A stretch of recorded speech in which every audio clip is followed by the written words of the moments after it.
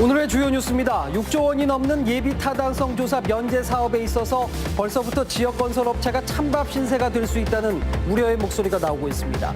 대형 건설사가 의무적으로 지역사와 컨소시엄을 구성해야만 입찰 자격을 주는 지역 공동도급제가 해법으로 떠오르고 있습니다. 한국가스안전공사 간부 직원의 50억 원대 입찰 비리 사건에 대한 전모가 드러났습니다. 이 간부는 통신망 입찰 수주를 대가로 통신업체에서 18억 원 상당의 뇌물을 받은 것으로 밝혀졌습니다. 지난해 8월부터 소방시설 5m 이내에는 차량 주정차를 할 수 없도록 법이 바뀌었습니다. 그런데 자치단체가 법을 무시하고 소방시설 바로 옆에 주차면을 만들었습니다. 국제라이온스협회가 해외 봉사활동을 벌였습니다. 어렵게 공부하는 학생들에게 학용품을 전달하고 힘겹게 살아가는 이웃들에게도 사랑의 나눔을 이어갔습니다. 안녕하십니까. 화요일 CJB 8시 뉴스 시작합니다. 예비 타당성 조사 면제 사업에서 충북과 직접 관련이 있는 사업비는 6조 8천억 원에 이르면서 지역 경제계가 잔뜩 부풀어 있습니다. 하지만 정부의 예타 면제 사업으로 우리 지역이 빛을 보는 일은 수십 년 후에나 가능할지도 모르겠습니다. 지금의 입찰 제도로는 국가적인 SOC 사업도 충북의 건설업계에는 빛 좋은 개살구, 남해 잔치로 끝나기 십상이라고 합니다. 이윤영 기자의 보도입니다. 30분 청주 생활권 시대의 개막을 알린 청주 3차 우회도로 건설 현장입니다. 오는 2023년 전면 개통을 앞두고 청주 남일면 효촌 교차로 구간 공사가 한창 진행 중입니다. 하지만 3,700억 원에 이르는 이 대규모 공사에 참여하는 충북 건설업체는 단 한 곳도 없습니다. 현행 입찰 제도상 지역 건설업체의 참여가 현실적으로 불가능한 구조입니다. 지역업체들이 참여할 수 있는 경우가 거의 없습니다. 완전히 이거는 지역업체들한테는 대형 공사들이 다 그림의 떡입니다. 중부 내륙선 철도 이천 문경 구간도 마찬가지입니다.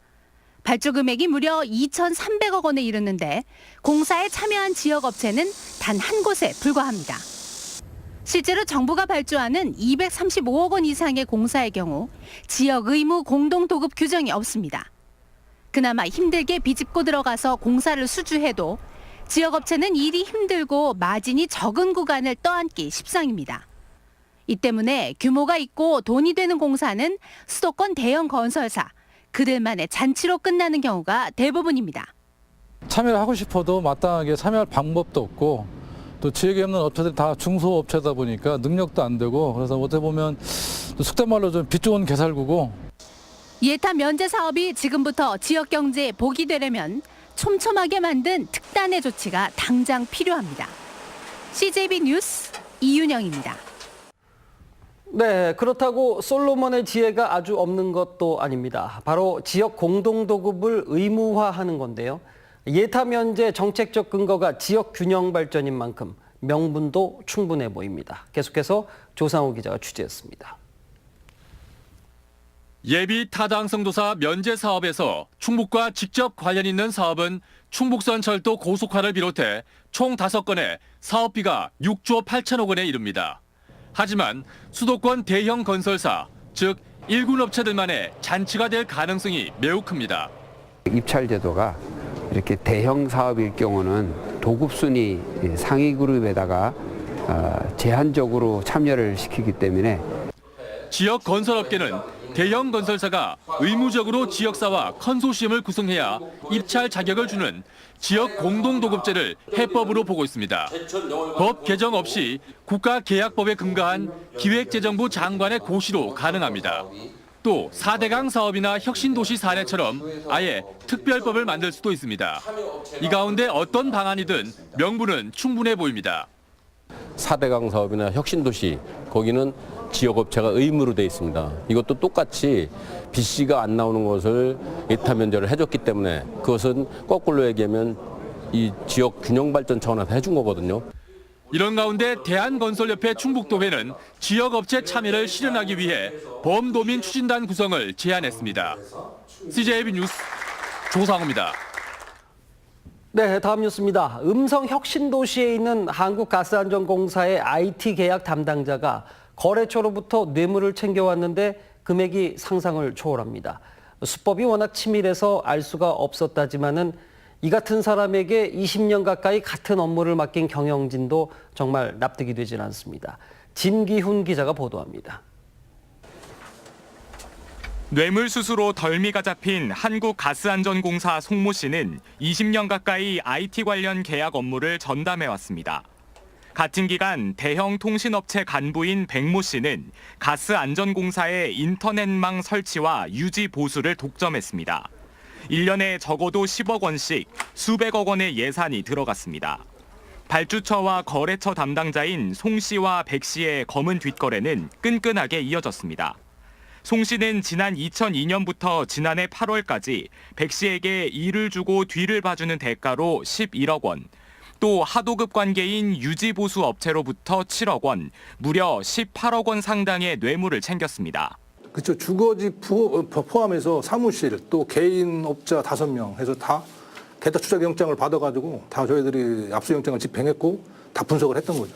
경찰은 또 이들이 2010년부터 허위로 전산 시스템 유지보수 계약서를 만들어 매월 3천만 원씩 지금까지 무려 32억 원을 대놓고 챙긴 걸로 보고 있습니다. 공사 측은 지난 2017년에야 이 같은 사실을 인지했습니다. 업무 특성과 수법이 치밀해서 알 수가 없었다고 합니다.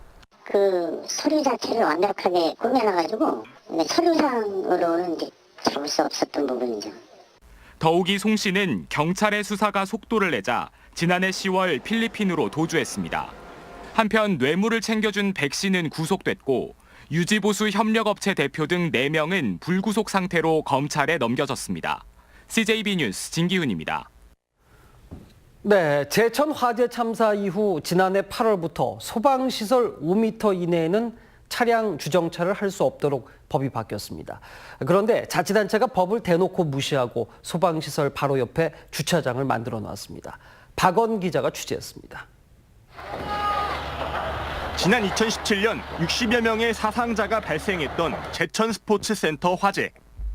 당시 불법 주차된 차량 때문에 소방차 진입이 늦어져 피해를 키웠습니다. 제2의 참사를 막기 위해 지난해 8월 소방시설 5m 이내에 주정차를 금지하는 도로교통법이 개정됐습니다. 청주시 율량동 상가 밀집 지역입니다. 도로 한켠에 빠른 화재 진압을 위한 소방시설이 설치돼 있습니다. 바로 옆에는 5m 이내 주정차 금지 표지판이 붙어 있습니다. 문제는 주차 금지 구역인 소방시설 근처에 노상 주차장이 마련돼 있다는 겁니다. 또 다른 곳도 마찬가지입니다. 주차를 하면 안 되는 소방시설 주변 지역에 버젓이 노면 주차장이 만들어져 있습니다. 자치단체가 바뀐 도로교통법을 무시하고 주차장을 설치한 겁니다. 여기서 5m면 여기까지 이게 주차가 하면 안 되는 거예요. 협의를 해서 했어야 되는데 이게 사실 설계나 이런 부분은 해년도 개정되기 전부터 설계가 됐었던 부분이고 CJB의 취재가 시작되자 해당 구청은 문제가 되는 주차면을 모두 제거하겠다고 밝혔습니다. 불법 주차로 인한 대형 참사를 막기 위해 개정된 도로교통법. 자치단체의 어이없는 행정에 법 개정의 의미가 무색해지고 있습니다. CJB 뉴스 박원입니다.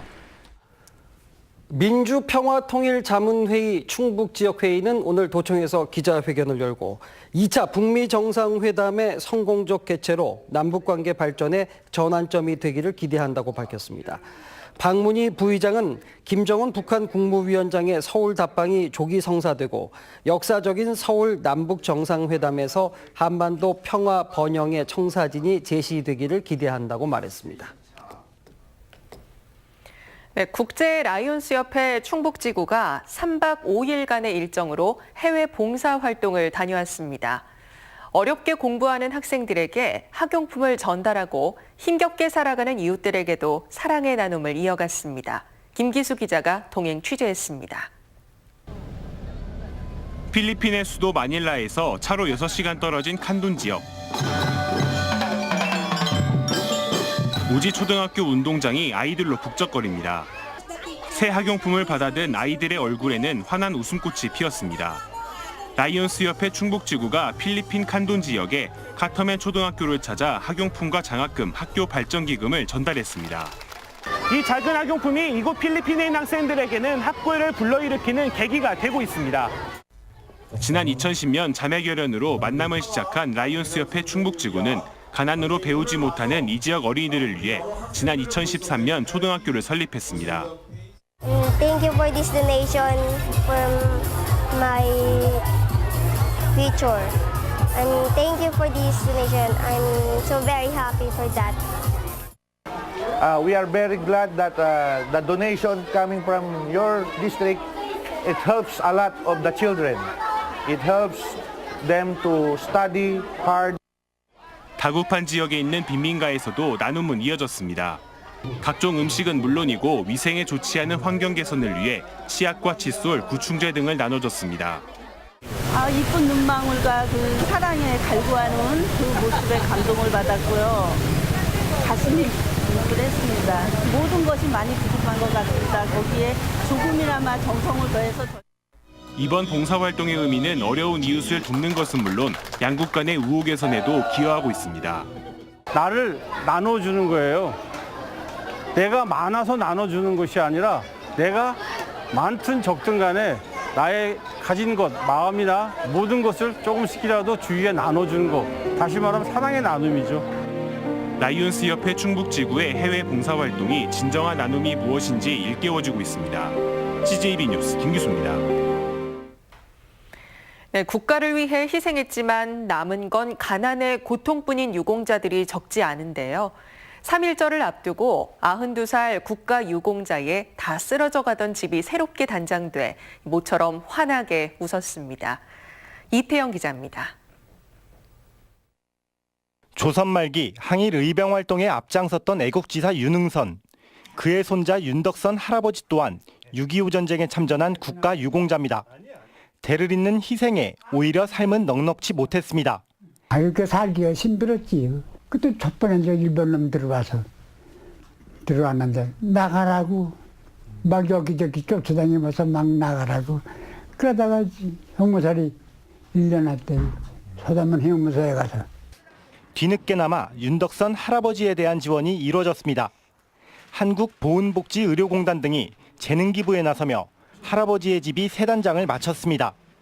비가 새 늘 곰팡이에 찌들어 있던 방은 아늑하게 변신했고 90이 넘는 노인에게 언제나 위험해 보였던 마당과 담벼락은 깔끔해졌습니다. 말할 수 없이 고마워요. 다 두말할 거 없이. 차차 예산도 증액해 가고 그리고 인력도 더 확보를 해서 국가유공자분들이 집에서 편안하게 노후를 마련하실 수 있도록 제가 서비스에 크게 힘쓸 예정입니다. 전국 85만 유공자들의 평균 나이는 이제 74세. 그들의 희생을 보답할 수 있는 시간이 얼마 남지 않은 가운데 의미 있는 올 한 해 보다 적극적인 지원이 필요해 보입니다. CJB 뉴스 이태현입니다. 제천역을 경유하지 않는 충북선 철도 고속화 사업 계획에 대해서 여당인 민주당 의원까지 반발에 나서면서 논란이 커지고 있습니다. 민주당 이시종 지사가 제천 패싱이 아니라 제천역 패싱이라는 해명성 발언에 나섰지만 같은 당 소속 이재신 제천시 의원은 박종철 고문치사 사건 이후 나온 최고의 코미디 발언이라며 제천 홀대를 주장했습니다. 지난해 더불어민주당 오재세 의원이 2억 6천만 원의 후원금을 받아서 도내 국회의원 8명 가운데 가장 많은 후원금을 모금한 것으로 나타났습니다. 정우택 의원이 2억 1천만 원, 박덕흠 이우삼 의원이 1억 5천만 원, 변재일 의원이 1억 3천만 원을 모금했으며 문화체육관광부 장관직을 수행 중인 도종환 의원은 가장 적은 3,800만 원의 후원금을 받았습니다. 충북 지역 국회의원들의 후원금 평균 모금액은 1억 4천만 원으로 전국 평균 1억 6천만 원보다 낮았습니다. 청주시가 국비 1억 원을 지원받아 장기 임차한 국공립 어린이집이 내수읍에 처음 문을 열었습니다. 국공립 아이림 어린이집은 정원 70명, 교직원 11명 규모로 저녁 7시 30분 이후까지 운영됩니다. 이 사업은 민간 운영자와 10년간 임대차, 운영권 이전 계약을 맺고 국공립으로 전환을 통해서 보육 공공성을 높이자는 취지로 시작됐습니다. 다음 달 13일 치러지는 제2회 전국 동시 조합장 선거 후보 등록 첫날인 오늘 충북에서는 모두 174명이 등록을 마쳤습니다. 음성 대소농협과 금왕농협, 제천 단양축협 등 3곳은 무려 6명이 등록했고 오송농협도 5명이 후보로 나서 경쟁이 치열했습니다. 이번 선거에서 모두 73명을 선출하는 충북은 등록 첫날 평균 2.4대 1의 경쟁률을 기록했습니다. 네, CJB 8시 뉴스 여기서 모두 마칩니다. 함께해 주신 여러분 고맙습니다.